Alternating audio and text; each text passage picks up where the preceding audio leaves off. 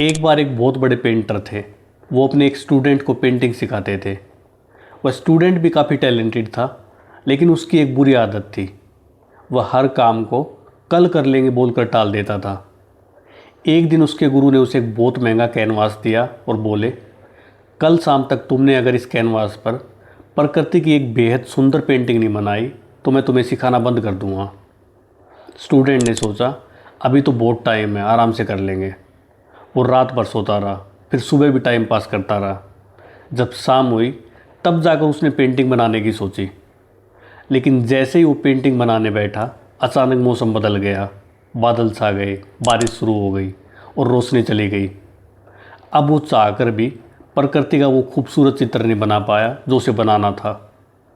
तब उसके गुरुजी ने उसे अपने पास बुलाया और एक बड़ी गहरी बात कही, बेटा, टैलेंट कितना भी हो, अगर डिसिप्लिन नहीं है तो तुम उस दिए की तरह हो जिसमें तेल ही नहीं है।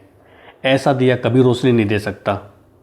तो चाहे आप स्कूल में हो या किसी कम्पिटिटिव एग्ज़ाम की तैयारी कर रहे हो या फिर अपनी लाइफ में कुछ बड़ा हासिल करना चाहते हो, एक बात हमेशा याद रखें कि शुरुआत में अक्सर हमें लगता है कि अभी तो बहुत टाइम है, बाद में कर लेंगे।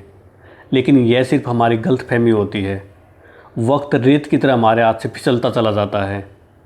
आपके पास चाहे कितना भी हुनर क्यों ना हो, अगर आप आलसी हैं और आपके जीवन में अनुशासन नहीं है तो आप अपनी मंजिल तक कभी भी नहीं पहुंच पाएंगे। इस कहानी में गुरु का यह कहना कि प्रतिभा बिना तेल के दिए जैसी है, ये बहुत गहरी बात है। आपके पास अगर बहुत दिमाग है या आप किसी काम में माहिर हैं तो यह सिर्फ एक संभावना है, एक पोटेंशियल है।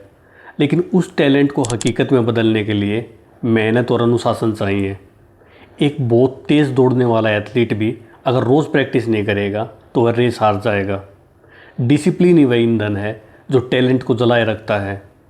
डिसिप्लिन वह पुल है, वह ब्रिज है जो आपके टैलेंट को आपकी कामयाबी से जोड़ता है।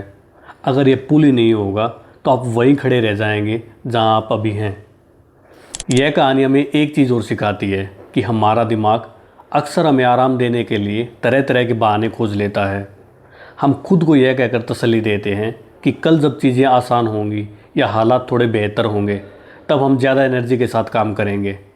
लेकिन सच तो ये है कि हालात कभी आपके हिसाब से नहीं चलते। अगर आपके हाथ में कुछ है तो वह यही समय है।